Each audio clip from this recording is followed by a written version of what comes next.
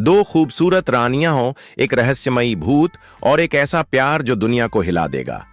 क्या आप तैयार हैं इस अनोखी कहानी के लिए? क्या रानियां भूत से जीत पाईं? जवाब वीडियो के अंत में है। अभी देखें और सब्सक्राइब करना ना भूलें। किसी समय की बात है, हिंदुस्तान के एक कोने में एक समृद्ध राज्य था, सूर्यनगरी। यहां की दो रानियां, रानी अनुराधा और रानी मेघना, अपनी बेमिसाल खूबसूरती और बेपरवाह जीवन शैली के लिए मशहूर थीं। अनुराधा की आंखें ऐसी थीं मानो सितारों ने उसमें ठिकाना बना लिया हो, और मेघना की मुस्कान ऐसी कि बादलों को भी शर्मा दे। दोनों रानियां अपने पति राजा समुद्रसेन की दूसरी और तीसरी पत्नी थीं। पहली रानी की मृत्यु हो चुकी थी और राजा अब बूढ़े और कमजोर हो चले थे। महल में सत्ता और शोहरत का खेल चलता था, लेकिन अनुराधा और मेघना को इन सब से कोई मतलब नहीं था। वे दिन रात शाही बागानों में नाचतीं, शराब की महफिलें सजातीं और कवियों से अपनी तारीफ में कविताएं लिखवातीं। लोग उन्हें अय्याश रानियां कहते थे, पर कोई उनके सामने मुंह खोलने की हिम्मत न करता। एक दिन सूर्यनगरी में एक रहस्यमयी मेले की खबर फैली। यह मेला हर 100 साल में एक बार लगता था और कहा जाता था कि इसमें एक प्राचीन आत्मा लोगों की गुप्त इच्छाएं पूरी करती है। अनुराधा और मेघना, जो हमेशा रोमांच की तलाश में रहती थीं, ने मेले में जाने का फैसला किया। चलो कुछ नया मजा करते हैं, मेघना ने अपनी मखमली आवाज में कहा। अनुराधा ने अपनी चुनरी लहराई और हंसते हुए बोली, शायद कोई जादू हमें और खूबसूरत बना दे। दोनों रानियां अपने शाही रथ पर सवार होकर मेले की ओर निकल पड़ीं। मेला सूर्यनगरी के बाहर एक घने जंगल में लगा था, जहां एक पुराना मंदिर और उसका टूटा हुआ मीनार था। मीनार के पास एक काला पत्थर रखा था, जिस पर अजीब निशान बने थे। मेले में रंग बिरंगे तंबू, जादूगर और नर्तकियां थीं, लेकिन अनुराधा और मेघना की नजर उस काले पत्थर पर टिक गई। एक बूढ़ी औरत, जिसके चेहरे पर झुर्रियां थीं और आंखें धंसी हुई, वहां बैठी थी। उसने रानियों को देखा और मुस्कुराई। आओ रानियों, उसने कहा, यह पत्थर तुम्हारी इच्छा सुनेगा। क्या यह सच में जादुई है?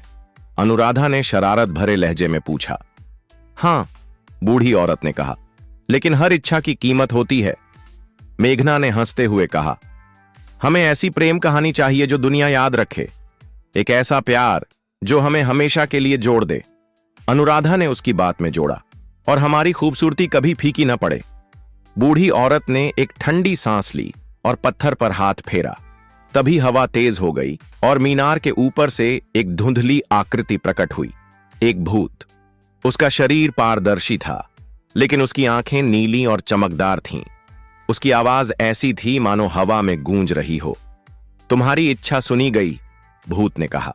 तुम्हें प्यार मिलेगा और तुम्हारी खूबसूरती हमेशा बनी रहेगी, लेकिन इसके लिए तुम्हें मेरी शर्त माननी होगी। क्या शर्त? मेघना ने पूछा। जो होगा उसे स्वीकार करना होगा, भूत ने रहस्यमयी अंदाज में कहा और गायब हो गया। दोनों रानियां हंस पड़ीं। यह तो आसान है, अनुराधा ने कहा, और वे महल लौट आईं। प्रेम का जादू अगले दिन से अनुराधा और मेघना के बीच कुछ बदलने लगा। पहले वे एक दूसरे को बहन की तरह देखती थीं, लेकिन अब उनकी नजरों में एक अजीब सा आकर्षण था। एक शाम जब वे बागान में अकेली थीं, मेघना ने अनुराधा का हाथ थामा और कहा, तुम्हें देखकर मेरा दिल क्यों धड़कता है? अनुराधा ने उसकी आंखों में देखा और जवाब दिया, मुझे भी तुम्हारे बिना चैन नहीं मिलता। दोनों के बीच एक गहरा प्रेम पनपने लगा। वे रातों को चुपके से मिलतीं, एक दूसरे के लिए कविताएं लिखतीं और चांदनी में नाचतीं।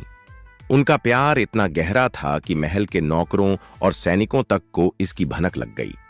लोग फुसफुसाते थे, रानियों का प्यार साधारण नहीं है, यह जादू है। लेकिन अनुराधा और मेघना को किसी की परवाह नहीं थी। वे अपने प्रेम में डूबी थीं। कुछ हफ्तों बाद दोनों को अपने शरीर में बदलाव महसूस हुआ। उनकी कमर भारी होने लगी और सुबह सुबह उन्हें कमजोरी और उल्टियां होने लगीं। पहले तो उन्होंने इसे शराब और रात की मस्ती का नतीजा समझा, लेकिन जब यह रोज होने लगा तो उन्होंने महल की वैद्य को बुलाया। वैद्य ने दोनों को देखा और चौंकते हुए कहा, रानियों, आप दोनों गर्भवती हैं। यह कैसे मुमकिन है?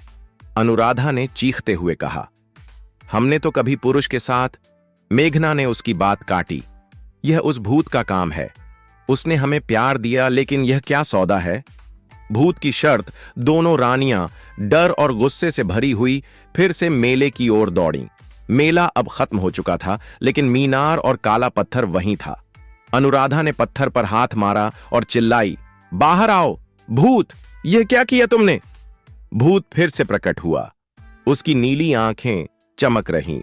मैंने तुम्हारी इच्छा पूरी की, उसने कहा। तुम्हें एक दूसरे का प्यार मिला और तुम्हारी खूबसूरती हमेशा बनी रहेगी। ये गर्भ तुम्हारे प्यार का प्रतीक है।